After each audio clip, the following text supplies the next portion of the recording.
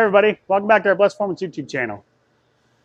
So unfortunately, just due to timing and everything else and camera problems and whatnot, we didn't get to record the whole build series. We've done a little bit of marketing and whatnot and shown you guys what we did to Alex Kolker's truck. Mr. 10 Lugz, Pride USA is the company he owns. It's a trucking company that also repairs trucks outside of Chicago. Anyways, we met him at a show, actually, Dirty South Showdown 3 years ago in North Carolina, and we hooked him up with a DTC high voltage IDM for this truck. Well, then he saw what we did to a couple other trucks, and he wanted to work with us. This thing just pulled a hair out. Wanted to work with us to build him a really cool 7.3 is what the game plan was. Cool, functional, the whole works. So with that in mind, we decided to do compounds. He wanted it to be 650 to 750 horsepower. A little bit of a tough story there. So he brings the truck to us, and we get some time. We built the compounds, and we had discussed the build and what kind of boost it's going to make, and he talked to his engine builder. His engine builder told him it would be good to handle that. Well, first drive was a lot of fun until it wasn't. Needless to say, when it lit and made 70 pounds of boost, it walked away from a 5.0 Mustang that was pretty healthy, and then from there, we sent coolant everywhere. Get it back to the shop. Of course, head gaskets are blown out. Apparently had the old school paper design or whatever the heck it is, I can't remember, the composite design gaskets in it. That ain't gonna work when you make that kind of boost. So we tore it down. We got a set of heads from Choate Performance, O-ringed heads with 100 PSI springs. We put those in, and then we put coolant in it. And it's puking again. Come to find out, we also pushed out freeze plugs on the test drive. So we get the billet freeze plugs from Choate. We put those in. Fill it back up. Get about halfway full, and it starts to drip coolant again. From there, we realized that we made so much power that we literally shredded the block in half. So after we find out that we've shredded the block in half, we reach back out to Choate. We talked to Alex, and ultimately it kind of is one of those things that's like, damn, it sucks. We admit our own fault that we didn't verify that the guy who built the engine before us did it the right way. So we decided to do it. We accept that fault. Obviously, I take some labor off the bill. That's not a problem at all because I own that we should have pulled it out and checked that. Unfortunately, we went off the builder's specs. Alex knew that as well, so it kind of just is one of those things. We want it to hold. No, it's not a race truck. This thing's a show truck, but we also want it to hold power. So we get a Choate Workhorse short block, stage 2 cam, girdled bottom end, all that good stuff, studded bottom end and whatnot. We reassemble that and put it back together. Now it runs and fires and holds the boost, makes good power. It's a lot of fun to daily drive. This setup in this truck is a set of 250 100s, a KC stage 2 300X in the valley with a big old 480 out front right out here, okay? This piping is one-off, custom, built in-house. We built this all in-house. First time doing that on a 7.3. Are there little things that somebody could nitpick? Guaranteed. That being said, we're really happy with how it turned out. The truck spools great, it drives great, it makes this big old thing with 37s feel light. So I'm going to go over a couple of details next and show you guys kind of what we did. So if you're going to do this to your truck, or you want to reach out to us and have us do it, and you want to plan for it, you can understand what we're going to do. Let's talk about this. So this is a factory Banks pipe right here that was on the truck when we got it. And so is this. And I really wanted to keep those in there, okay? We built the bracket that's hanging the big old 480 right here in-house. Yes, we have this bracket. We can get this bracket for you. We can build this and ship it to you. This is now the windshield washer fluid here. This is just a bottle that we honestly found online on one of those fab shop places and put it in. This right here is a bottle that we had custom built for this. We mounted it off the battery cover that we made for this truck. Dakota is over here. There's my wife. Hey, hi. Dakota got to finalize a lot of this build. And he's taken it apart and done the engine, gone through the heads. Built it from the short block up. Gone through the heads, put the heads in this thing. Now let me show you some really cool features. Obviously, here's the Here's the intermediate hot side pipe. Here's the intermediate cold side pipe, okay? You can see how we routed this. You can see how challenging that was. We thought about moving this to tuck it down, but we clear the hood with that. We do clear the hood with this right here, so we're okay with leaving the fuel gauge right there instead of having to make all new fuel lines and mount it over there. We could have done that, and if we ever did it again, we would probably move that and rebuild that pipe and bring it down a little bit on that hump just to give us a little more room, but we also have to clear darn it. We also have to clear, no, not that. We also have to clear the other pipe. Yes. Brain farting right now. Yeah, the other cooler pipe. I'm sorry, guys. I'm brain farting a little bit. So, needless to say, it's really hard to view it from here, but you can see from here it sits just underneath the cowl, maybe a half an inch.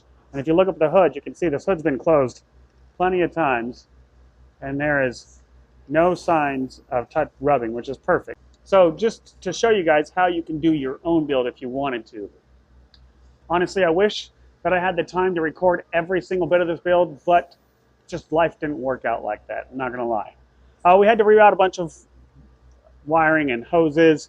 What else? We had to reroute coolant hoses. Yes, hoses. This is the windshield washer. Yep, I talked about that one. It's actually 6.0 downpipe. Oh, yep.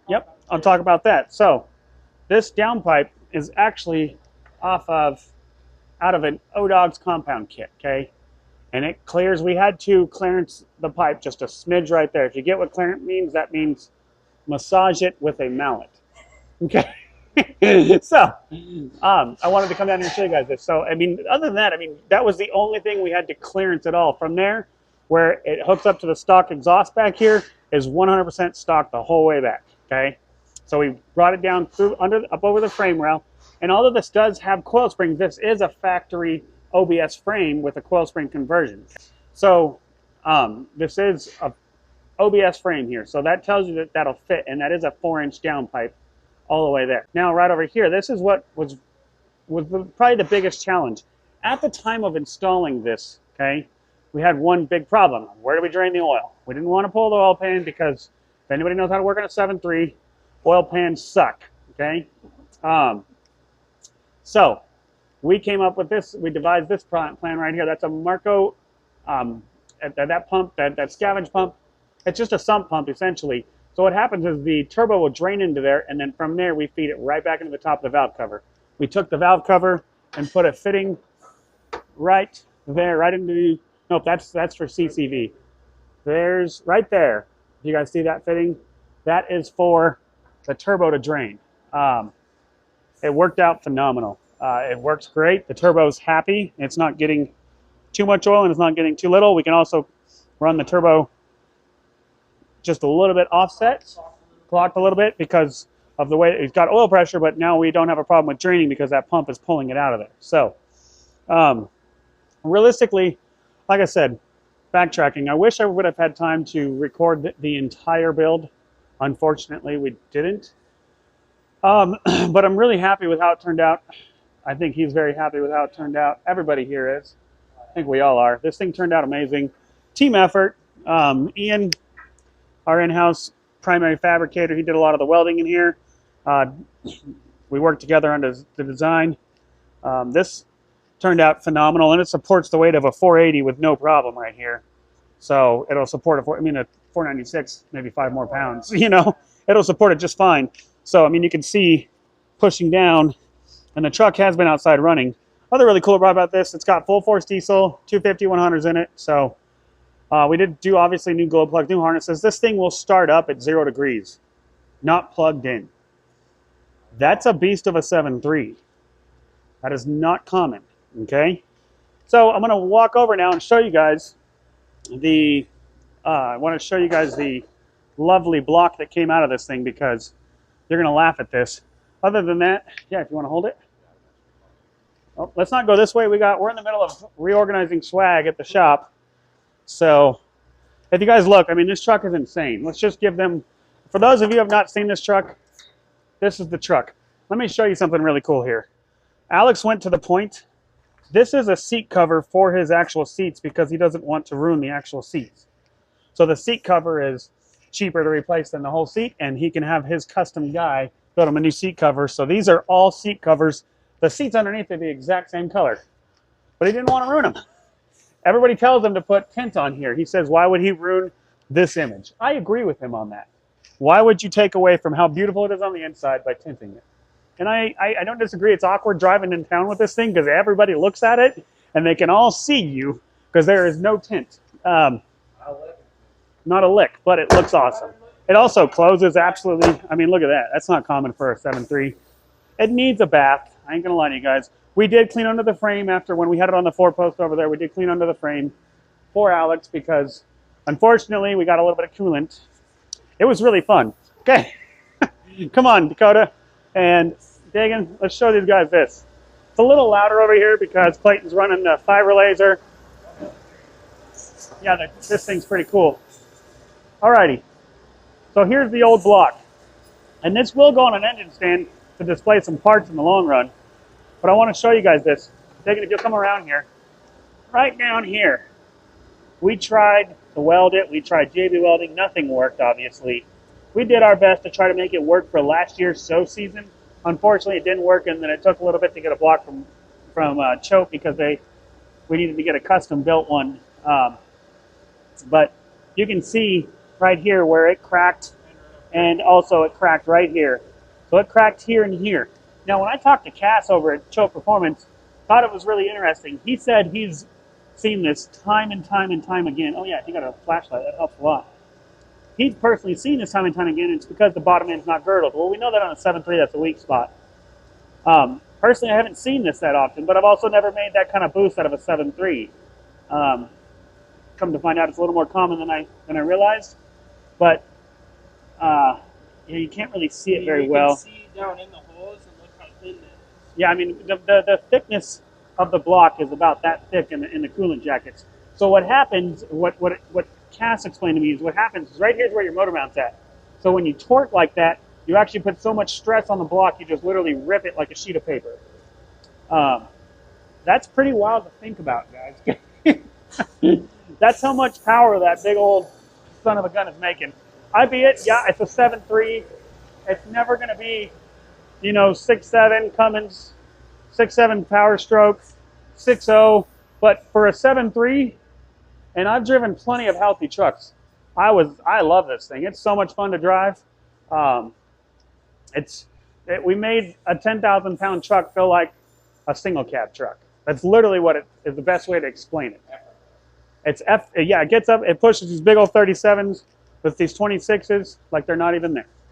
Not only looks good, but it's bad. Yeah, and not just, from here on out, what's really cool, what the game plan was for this was, let's not just make it look good, let's make it healthy.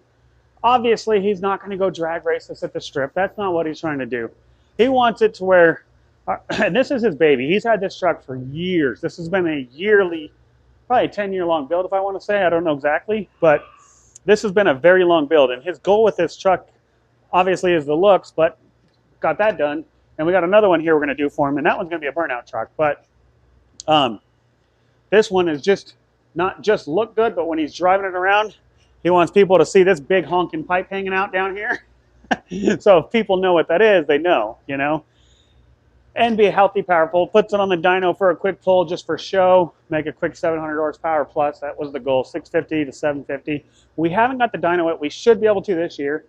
I'm really hoping we get the dyno at sometime this year at one of the shows we go to because I do want to see what it's going to do. I've got a feeling it's going to be, I think it's going to be over 700 just from what my experiences of driving these things are. I'm pretty confident it's going to be over 700. So that's the build. This is really just a talking video. Why would you do this to this old truck? I'm going to ask you why not. Let me tell you that one, okay? Now, these trucks are notoriously known for being stupid reliable because they just don't make power. Well, we pushed the power limits and found a breaking point. And as long as I've been in the industry, I've never known that breaking point. Now, we can share that with you, our customers, so you can know. And then you can be prepared. Number one, O-ring heads, heavy-duty valve springs. Number two, girdled bottom end. So if you're going to do this, make sure you don't have powder metal rods. You don't want that. Make sure you girdle the bottom end. So any 7.3, you need to girdle it and make sure you have the forged rods that come from, at least for the ones that come from the factory forged rods. Those will hold up to that kind of power, okay? Good pistons. and O-ringed heads. That's a key right there, okay? And then, of course, multi-layer steel gaskets. Do not use composites. I can't understand why a guy would take a 7.3 apart and put composite gaskets back in, even if you're not going to try to make power. Multi-layer steel is better for longevity. So if for some reason you pop a head gasket and you're just going to reuse your stock heads, at least still get multi-layer steel gaskets. We have kits, Cometic kits that we used on this one, and we can get you those as well. I mean, and if you're looking to do this, I hope you use this kit to help yourself. Obviously, we didn't go over every single final detail that we had to figure out, but this was the final kit here.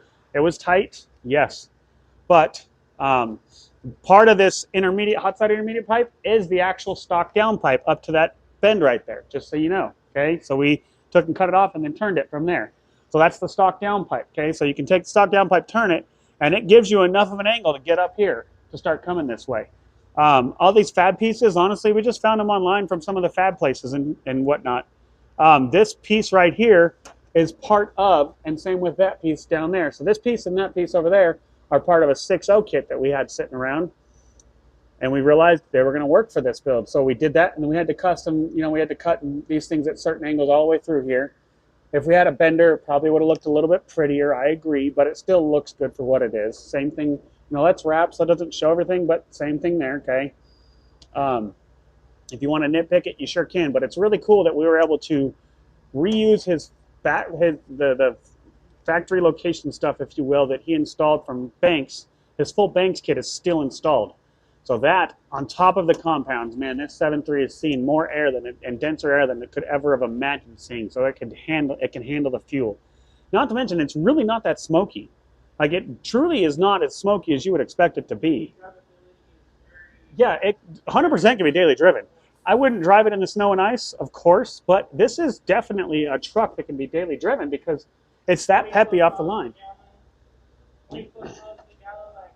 Just like factory. I mean, if you did this on a stock, you know, or on a lowered truck that was built for work, man, I bet it would be an animal for pulling. If you thought your 7.3 was good for pulling now, throw a 480 out front with some bigger fuel and a KC Stage 1 or Stage 2 in the valley, money, okay? Of course, it's got full supporting mods. It's got the Driven Diesel, I think, right, kit on it. It's got the fuel kit from Driven Diesel. It's got the full Driven Diesel fuel kit. It's also got a diesel sight, high output adrenaline H pop in it. We did that when we had it apart because it had a stock one in there. I don't think it's got a built trans. Yep, it's got a built trans in it. So, and AC still works perfectly fine. This is a full AC truck, by the way, if you didn't notice that, okay? So we didn't have to remove everything. Yes, it was tight. Yes, everybody told me I was crazy for thinking that we were going to do it. And guess what? We pulled it off. That's the win. Can't thank you guys enough for the support. I really hope you enjoyed this simple video talking about this truck. It's such a cool truck. Hopefully this summer we can get a chance to throw it on the dyno and we'll do some videos of that and maybe even add them to this video later on. Obviously it's way too cold outside right now. This thing will probably be going home within the next week or two is what I'm hoping. Maybe 2 weeks. Got to wait till the cold weather goes away a little bit so Alex can get out here and get it, or we can get it to him. But when you see this at a show, make sure you make Alex, if he has not popped the hood, you walk up to him and say, Matt from Blessed Performance said, pop that damn hood, because I want to see it. Alrighty? Thanks again, guys. Make sure to like, subscribe, follow, all that good stuff. We got all the socials. Dagan, who's running the camera right now, he's the one who's been making a lot of the cool edits for you guys, and we appreciate you. Have a blessed day.